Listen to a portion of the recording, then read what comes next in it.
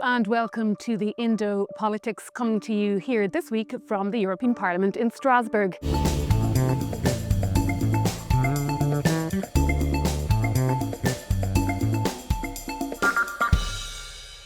I am joined by Billy Kelleher, MEP for Ireland South, representing Fianna Fáil and the Renew Europe group. Thanks for talking to us, Billy. I think you've been an MEP for nearly 6 years? 6 years. Now, but more recently, most people will know you as perhaps the one that got away for Fianna Fáil in the presidential election. You sought the nomination, Jim Gavin got it, and the rest is history. So what would you like to see out of this internal review that Fianna Fáil is carrying out at the moment into what happened? Well, firstly, I'd like to find out, what happened in the context that we ended up with no candidate really in the presidential election, even though the leadership would have identified Mr. Gavin as their preferred candidate. Obviously, the due diligence in terms of not necessarily the concerns around the non-payment of rent, but the whole issue around whether or not a person would be able to withstand the rigours of a presidential campaign in terms of performance in the media, just the basics of campaigning. And that's an issue that I think should be addressed. Can that due diligence be done without the involvement of Jim Gavin himself in the review? Well, look, obviously you'd like it to be as thorough as possible, and that should obviously mean interviewing all the major actors in this particular tragic drama, unfortunately. But I honestly believe that regardless of whether Jim is involved or not in the actual review, we have to find out a few things. And I think we also have to look beyond just what happened in terms of the presidential campaign itself. But I think the centralisation of decision making is always going to be an issue for political parties. The top-down effectively undermines the concept of an organisation, of a political party, of membership and collegiality across the entirety of the party. So it's not just a leadership parliamentary party, but it should also spill out into the membership in terms of decision-making, not just around candidate selections, but even in terms of development of policy. And I think that's a lesson that we should learn, that eventually you hollow out members, you hollow out their belief in that they are involved in the decision-making process, and that just undermines your capacity as a political party. Is that what's happened in Fianna Fáil's case? Well, I think if you look at the membership base of Fianna Fáil and other political parties as well, it's not just unique to Fianna Fáil, but across Europe, where you centralise decision-making, where members don't feel that they have a say, well, then very quickly they start to drift, and you end up with a situation where, it's only out of sheer loyalty that you have members involved in a political party, and you don't have that broader spread of people that would represent society more coherently. You called it a tragic drama. In this case, is it Hamlet without the prince, because Jim Gavin is not interviewed as part of this? Well, obviously, it's a decision for Jim to make, and we have to be also very conscious of the fact that Jim and his family were at the centre of a very, very traumatic period for them as individuals and collectively as a family, and I think our party has to accept responsibility for that as well. So, I mean, if Jim has decided not to cooperate, I can fully understand why that would be the case. He just wants to walk away. The key issue here does how a candidate could be identified so early on without there being a formal process, and that we were going to end up with a situation, if I hadn't put my own name forward, if I hadn't issued a press statement on the 19th of August asking for clarity around the process, that we could have ended up in a situation where we wouldn't have had even a contest in the party to identify a presidential candidate. And I just think that's unhealthy, and clearly it showed up the weaknesses in the system. Would you like to see the involvement of Ivan Yates included in the review? Well, I don't know what role Ivan Yates had in the overall context. Maybe we should have had somebody maybe interviewing candidates in advance of the selection process to see whether they were capable of performing in media. That was a clear weakness, I think, from our perspective, that we were identifying a candidate, but we certainly didn't either put the supports and the wraparound around the individual, or interrogate them enough to know whether or not they would be capable of withstanding the rigours and the intensity of a presidential campaign, which is media focused, which is very focused on the individual, and whether or not they could withstand that obviously was something that we didn't do. Do you think Micháel Martin's leadership is on the line with this review? I don't think so, being honest. That doesn't seem to be the case. The review will be published. It might identify some weaknesses. It probably will also, outline that in future when we're selecting presidential candidates, that there should be a broader pool of people involved, both parliamentary party, councillors and membership probably. But again, the key issue here really isn't how we selected a candidate. It's just the concentration of decision making around the hands of a few, I think, is something that ultimately undermines the capacity of a political party. He has spoken about the EU presidency. Do you think he should be allowed to stay on as leader until after the EU presidency? Is that a key consideration? Well, look, I mean, it's a consideration, but I mean, people should certainly not overestimate that, a change in the presidency, either in advance or during or after. It has happened consistently around Europe, where you'd have elections, for example, right through the middle of a presidency. So it's not as if Europe will fall off the cliff if there was a change of personnel, or in the event of there being another process that was, interfering with that. The presidency comes around every 13 and a half years, so it's rare now. You'd obviously like to do it professionally. Micheál Martin has experience in terms of foreign affairs. He's been around a long time on these issues, so you can argue either way, but I don't think that if there was a change for whatever reason, that it would fatally flaw and undermine Ireland's capacity to deliver the presidency. Yes, so it wouldn't be destabilising in terms of, the presidency. That's not... No, I don't think it would destabilise the European Union or the Council or anything like that. But I mean, at the same time, I mean, he is a person that has, a lot of experience at this level. He's been a minister in the Council. He's been the Taoiseach of the country. So he's attended all these meetings. He would know a lot of these people personally and intimately. So from that perspective, you could argue that he would be best placed to deliver the presidency. Do you have any regrets about going forward for the presidency? Well, I have a number of regrets. I suppose the biggest regret was that I didn't get it. I have another number of regrets. I felt that the leadership really putting pressure on ministers and ministers of state and some of my colleagues that I've served with for a long period of time, I thought was regrettable. I thought it was actually distasteful, being quite truthful, that if we are charging the parliamentary party with the responsibility of selecting a candidate, that at least they should be able to do so without there being pressure applied from the leader with regard to who they should select. So it was distasteful. Was it divisive? Did it cause divisions within the party, that sort of pressure? Well, it certainly upset individuals. I mean, who I spoke to, who clearly were upset because they would have liked to have supported me. They felt I would be a good candidate, that I could perform. Due diligence has been done on me and in my assessment of whether or not I could campaign over the last 30 odd years as a public representative. But they were told quite clearly that they must support Jim Gavin, and I suppose when you're appointed by the Taoiseach, you're inclined to respond to his calls. Do you wish you had gone for it earlier, that you'd put your name forward a bit earlier? Well, that would be with great benefit of hindsight, but what we were all waiting for was this great process that was going to be announced at some stage, and that process never came to be. So we were led to believe initially that the process would take place in the July. Fianna Fáil already selected their candidate. It was Mairead McGuinness. Ultimately, she withdrew from the presidency on health grounds, and they were in the process of selecting another candidate second time round, and we still hadn't even identified what formal process would be put in place by the party in terms of the nomination of candidates, the selection of candidates, and ultimately the voting that would take place in the parliamentary party. So I wish that the party would have had announced a process at some stage, or indicate that at the end of August we would certainly then have a proper outline process, nominations, interrogations of candidates, hustings, debates within the parliamentary party, and then ultimately a decision. That never happened. And clearly, of course, what was happening was that they had Jim Gavin identified, and they wanted to take Jim Gavin to the parliamentary party without there being any process or any contest. Well, I mean, do you think you could have won the presidency if you were up against Catherine Connolly? Well, I can only look at my record in terms of my performance electorally, and of course you can't, look at one election and compare us to the presidential election. But I mean, I certainly believe that, I certainly would have finished it anyway. And on top of that, I think that I would have been able to withstand the scrutiny in terms of my individual record as a person, and also as a politician.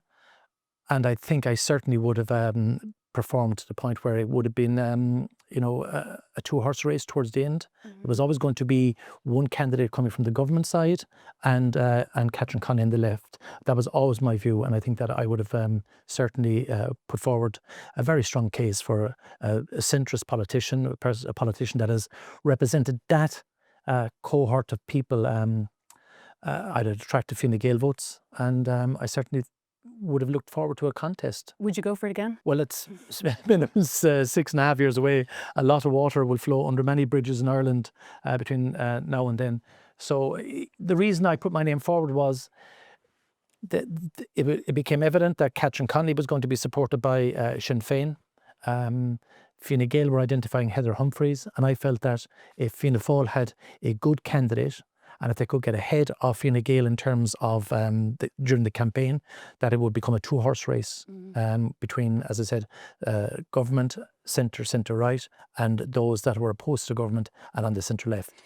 You spoke about that you would have been a strong advocate for centrist politics. During the campaign, Catherine Connolly took a very different view to Europe than you would, or that Fianna Fáil or Fine Gael would. She spoke about countries in Europe she didn't trust. She spoke about being ashamed to be part of the European Union under Ursula von der Leyen. But yet she got a very strong mandate. Do you think this election showed that Irish people aren't as pro-European as they once were? Well, no, I think they're very pro-European, and of course the presidency is without executive powers. So I mean, we have to be also mindful of that. Yeah. And you know, the public can use elections for different reasons in terms of sending a message either to government or to society at large. There is no doubt. From my point of view, I mean, we are a very pro-European country, and if you look at all the polling data and all the statistics that are compiled regularly, we are very pro-European. That doesn't mean that we can't be critical from time to time, but you can't be in the club, in the European Union, and consistently critical of what it stands for. And I think a lot of those on the hard left are consistently anti-European. But Ireland has benefited greatly because of being in Europe, and there's nobody, I think, could point to the fact that we've huge investment, multinational investment. The population has grown dramatically. Our economy has expanded beyond our wildest dreams from what it was only 25 years ago. Not mind 50 years ago when we joined it. So all in all, it's been good for Ireland. Do you think there's a younger generation though who don't value European Union membership in the same way that maybe older generations do in Ireland? Well, I think they certainly look at Europe differently. I mean, older people would have looked and look to Europe as a vehicle that has helped our country quite dramatically. I mean, we can all remember the signs of roads being built, sponsored by the European Union. So a lot of older people would see that they would have remembered the times when we had very little in Ireland, when we were, without any capacity in terms of our financial ability to invest in our own infrastructure, in our educational systems, in expanding the economy itself. So they remember that. Younger people probably are looking at Europe differently. I mean, they assume it's there, that it's always been there. And that's why you have to be conscious of, allowing the narrative to be set that, Europe isn't what it's all it should be, I think, undermines that concept. And we saw that happening in Brexit, for example. If you allow debates to go unchallenged, of course, sometimes if you don't listen to the criticism and respond to it, will equally undermine the process as well. So I'm very much of the view that we are pro-European, but there's certain issues that, the public would be concerned from time to time. The whole issue of militarization, for example, would be an issue that would be debated. Migration would be another issue that would be debated from time to time in Ireland, and you saw those most recently during the presidential election and also during the last general election as well. But I think any credible assessment would show that Europe has been very positive. And the lack of sort of action on Gaza by the European Commission, by Ursula von der Leyen, will that damage the EU and the perception of the EU? Well, it certainly does. I mean, there's a number of things, of course. We're very critical of Europe, but at the same time, we don't always allow Europe to do what we want it to do. I mean, its governments ultimately make those major decisions on foreign affairs. But I was very critical of Ursula von der Leyen over how they handled the whole issue around the appalling attacks by Hamas on Israel, and then subsequently Israel's waging war on the Palestinian people in Gaza. I felt there was no balance for a long period of time, that the Commission were very weak in pushing for even the basics like a ceasefire, a flow of humanitarian aid. But then again, you look at many of the countries that make up the council where they simply will never, ever criticise Israel regardless. So the Germanys of this world, the Polands, the Czech Republics, many countries that obviously have a history in terms of the Second World War and the Holocaust, and that guilt complex that just sits on them and clouds their ability to make rational decisions in the here and now, is something that is problematic, both for Europe, for the Commission, but also, tragically, for the people in the Middle East. And some countries, Spain, Slovenia, the Netherlands, they have passed bills imposing sanctions on Israel. So, I mean, should Ireland act quickly now to pass the Occupied Territories Bill after what has it been 7 years? Well, look, I was a sponsor of that bill in the Dáil in 2018. I went to the West Bank with Minister Niall Collins now. We saw firsthand that they felt it was symbolic, but that it was important symbolism. This is what the Palestinian people said to me when we met, that it may not have a huge impact on Israel in terms of its GDP or exports, but that it would be symbolic of the need to ensure that, occupied territories simply can't be just occupied and in de facto used for product, for service, and that they're exported unhindered. So I'd like to see the government, yes, move on that. Are they coming under pressure, do you think, from the US? Or do you think there's... Well, I mean, some countries have already passed some form of sanction in that context, and they haven't come under pressure. I mean, you have to be conscious of the fact that, there is an alternative view on this as well, and you have to manage that. But we have given commitments. It's in the programme for government. We have stood by the Palestinian people. I believe that if it was explained correctly and properly, that it is only on goods coming from the occupied territories, but clearly when it gets lost in the broader debate around sanctions on Israel itself, as opposed to just sanctions on products and services coming from the occupied territories. Commissioner Michael McGrath said here this week that Europe is coming under threats from Russian interference that are escalating and that are real. Would you be worried about any Russian interference in Irish elections?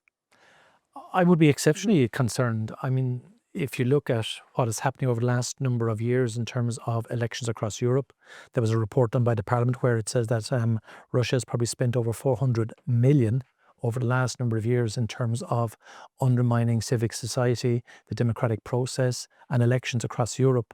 So it's not new for us to have unearthed what Russia is at, but they're doing it now at an industrial scale. If you look at Moldova, for example, if you look at what happened in Romania, this clear interference at an industrial scale, and they're using media platforms, social media platforms, very openly now in terms of just trying to undermine the democratic process.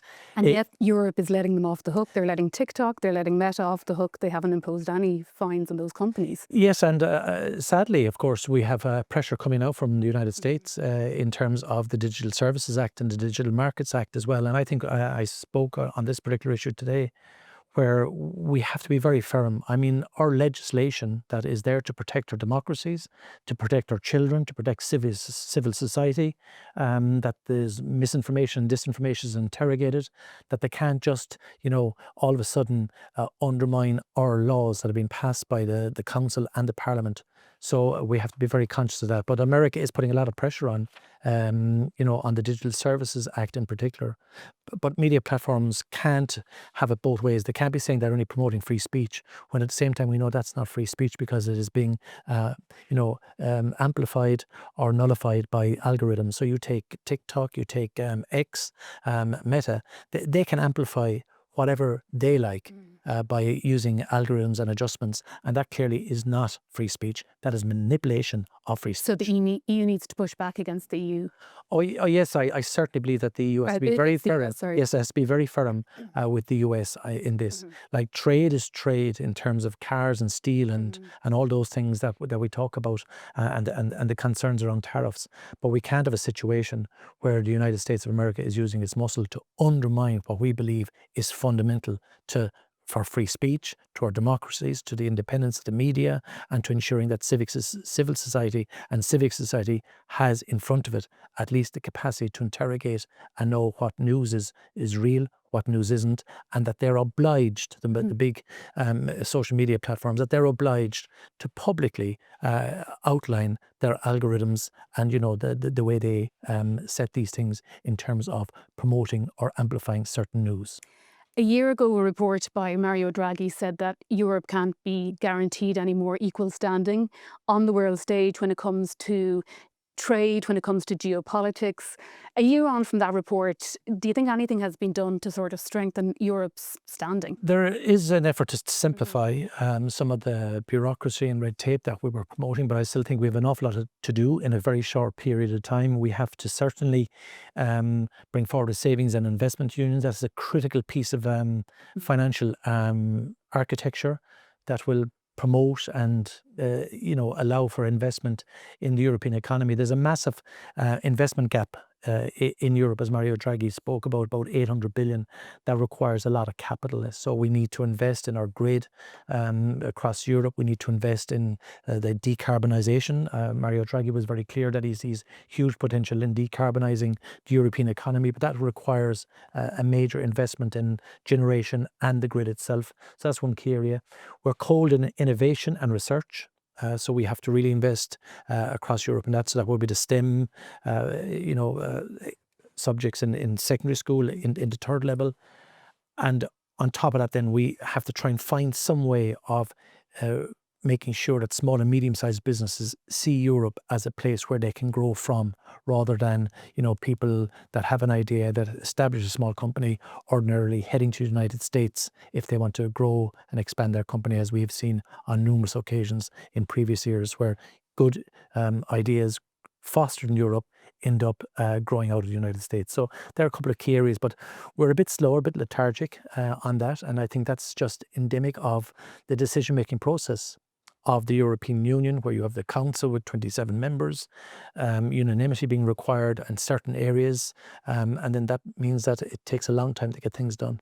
Lastly, you said you've been here for 6 years. Do you think you'll run for a Dáil election again? Will you ever make a return to national politics? Well, I mean, I made a conscious decision to leave it 6 years ago. You never say never in politics, but at the same time, you'd like to think that there would be another generation of younger people coming into the party that would be able to, represent the party. But I think Fianna Fáil is at a crossroads in many ways. If you look at the demographics of our party at the moment, I'm 57 years of age. I still go to meetings and I'm sometimes the youngest person in the room. And that's not sustainable. I spoke about the demographic cliff edge that Fianna Fáil is facing. Other political parties are facing it too in Europe as well. We're celebrating our centenary next year. And I'd like to believe that we would make a huge effort and emphasis on attracting another generation of young people that are idealistic, that are interested in promoting what is good about Ireland, advancing society, just like those that did it 100 years ago were primarily very young people in their late teens and early 20s when they founded Fianna Fáil in 1926. And do you vote for the party? Oh, Given that demographic cliff edge? I do have huge... Does it need a bit of a reset, do you think? Well, it needs a reset in the sense that we do need to, start talking about issues that are now relevant to the generations that are, maybe not always listening or interested in Fianna Fáil. For a long time we had a fierce loyalty in our voter base. That loyalty is dissipating for Fianna Fáil and for most political parties. So you have to earn the support of people now. That means advocating and speaking about issues that are relevant to their lives, and when you're in government, implementing decisions that will have a meaningful impact. And I think the housing issue is just one specific area where, we have to address this. Otherwise it could fracture our society, the cohesiveness in which Irish people have always lived. We sort of live in each other's shadow. We've always been that sort of centrist mindset as a people. And I'd hate to see us end up in a them and us situation, those with homes and those without, and they've been polarised to the extremes to try and protect their position in the political landscape. That's why Fianna Fáil must ensure it muscles the centre and dominates the centre to keep Irish society cohesive. Great. Thank you very much, Billy Kelleher, for joining us, and thank you for joining us here from the European Parliament in Strasbourg.